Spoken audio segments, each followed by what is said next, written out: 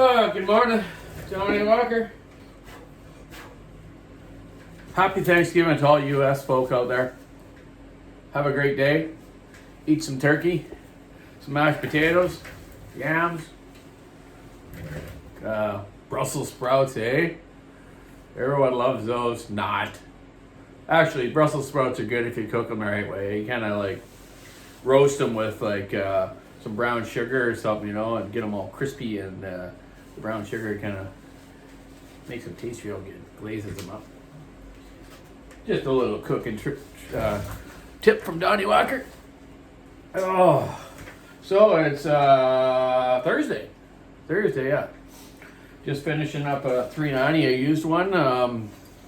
Just port matched the transfers to the cases on each side with my little, showed you before, I think, my old case here I just have sitting here, so I can set it on there and get it just right, you know. It's my guide. Ported the exhaust to my specs, intake, pistons all cleaned up. I'll weld the muffler up later, put it back together for the fine customer. Yeah, so what's everyone doing down for Thanksgiving today? You guys actually have the day off for a holiday, or it's just Thanksgiving? Or is it I guess a 4-day weekend maybe? Bonus. Yeah, so Thursday, Friday, Saturday, Sunday off. That's all right. Oh, what else do I got to talk about today? I've had a couple, I had lots of issues with 572 Huskies. A couple new ones coming in that are dying out, like they're running out of fuel. It could be wiring too, or you know, something to do with electronics of it. So I'm gonna get over to the shop today and figure a couple of them out. I'll compression check them and download them on the computer and see if there's any error codes to kind of help me troubleshoot it a bit. Then obviously do a mechanical check, you know, your visibility, just looking at everything, cracks, air leaks, vacuum leaks, debris in the carburetor. I did notice on the new 592 that unfortunately some of you have seen it on YouTube, some guys testing them, making cuts with them, talking about them. Unfortunately, they're getting them from England or somewhere, because I've been told by our Husqvarna rep that they're not going to do the launch here to have them in the dealerships till February, around there in the new year. Kind of a bummer, but I've seen them, and what I did notice, that's what I was getting at, is in their fuel line, they have a magnet now, right in about the middle of the fuel line between the pickup and where the molding goes into the gas tank. So that magnet will trap any fine particulates, or did I say that right? Particulates? I don't know, little pieces of metal. How's that? Big words Donny can't do. Like ambulance and aluminum. Hey guys, I'm bad for that. I get bugged at work all day for that. I had complex about that. Anyways, so yeah, they've also got a new fuel filter, which I've told you before, better microns and to stop any of the kind of dirt and debris getting in there. Right now, as you've seen on the news, the floods here in Canada, and the heavy rain and wind we're having right now, these saws are taking a beat, and they're just full of mushy sawdust. It gets in everywhere, and I tell you, man, it's amazing how it can get in anywhere. Even every time you open your fuel cap, you know, there's stuff all around it, you know, like brush it off a little bit, because when you take that fuel cap off, especially these new flip-flop ones, that stuff goes into your tank as you're taking it out, and you know, so just kind of brush it off around there, and even take your saw in after a while, you know, clean the inside of the tank out. You wouldn't believe how much stuff's in those. Like sometimes when I get a used saw in for a tune-up, I look inside the tank and it's just full of mushy sawdust fine, eh? Well, that stuff's gonna slowly get through that fuel filter. It doesn't matter what kind you got there. I still see stuff get past these fuel filters.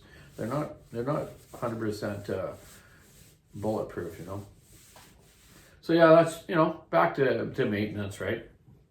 So anyways, yeah, just wanted to give a shout out to all you Americans. That's awesome. We had our Thanksgiving a month ago. And better get back and get these 390s done. I came up with something also on 3120s.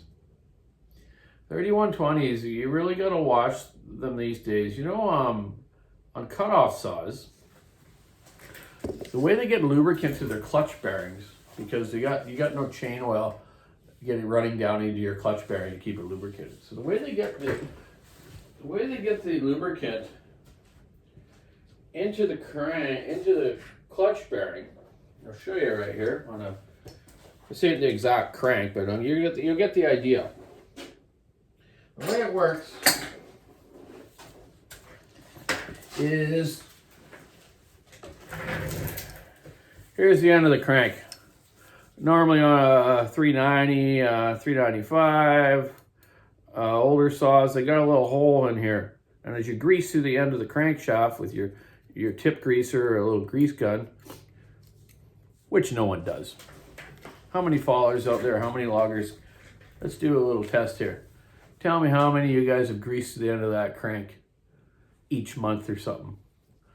It's either that or you take the clutch off, which you need an impact or something, or a proper tool, and then you can, get at it. Well, not so much if it's an outboard or inboard style clutch. It's very easy. Take a clip of washer off, grease your bearing, put it back together. But most of them you can grease to the end. So back to the way they get lubricant on the cutoff saws is inside the crankshaft, at the opposite end of this hole, that would normally feed your grease hole if there's one there. Not in the 572, that's what this is. So inside the crank, down by where the end of the crank is in the lobe of the crank below the con rod, there's actually a hole that goes all the way along, then out to that hole. So your two-stroke mixing gas actually travels through there and lubricates your bearing. So lately, I've had a lot of 3120s sent to me. And I don't like, I like doing them, but, a lot of people misuse 3120s. Running them with dull chains, bad mix, bad oil, bad gas, right? You got to run high octane gas and good oil. And around, I think 40 to 1 is better than 50 to 1. Everyone's got their own opinion, or some good ABS oil or other types of good synthetics, good. But basic oil, Husky still, I would run 40 to 1. So back to this situation. The 3120 now has a 9500 rev limiter ignition, the green one. And every part on those saws are super expensive. I forget what it was the other day. We were looking it up. It was like $500 for the coil flywheel or something. It's just ridiculous. Now the cylinder kit's worth like, I don't know, $600 or $700. But it's OEM. It's good stuff. Anyways, so on those 3120s, 9500 rev limiter ignition, fixed jet main jet on that carburetor, and they have that hole in that crankshaft to here. Because I was running one up the other day, and I rejetted the carburetor because I've drilled the main jets out to a certain size, and the thing would just running like at 12.5, then up to like 13 or whatever. I'm like, that's too high for a 3120. I mean, it's not so bad if it's a racing saw or something, or you got a pipe on it, but this is a work saw, man, and they got to last. They got to work. You want the torque. So I pressure tested the motor. I was like, what the heck, man? These new ones, there's something weird going on here. So I just had to hunch it that maybe it's got an air leaking. So I pressure tested it, and geez, it's leaking. I'm like, where the heck's it coming from? Spraying around the seals, gaskets, intake. Then I'm like, wow, some of my soap and water ran down the crankshaft onto that hole, and it's bubbling right there.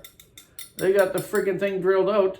And it's lubing that bearing, like their 3120K, it's called, a cutoff saw, used on railway cutting and stuff like that.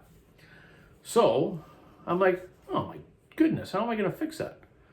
Because I put the non-rev limiter ignitions on them, and they're just going to rev too high, and they're going to blow up, and the person's going to be choked, and I'm going to have to warranty it, and it's not good for business or good for the customer. So I thought, I got to plug it somehow. How am I going to plug it? Pretty small to tap and put a little screw in it and then grind the screw off flat or something.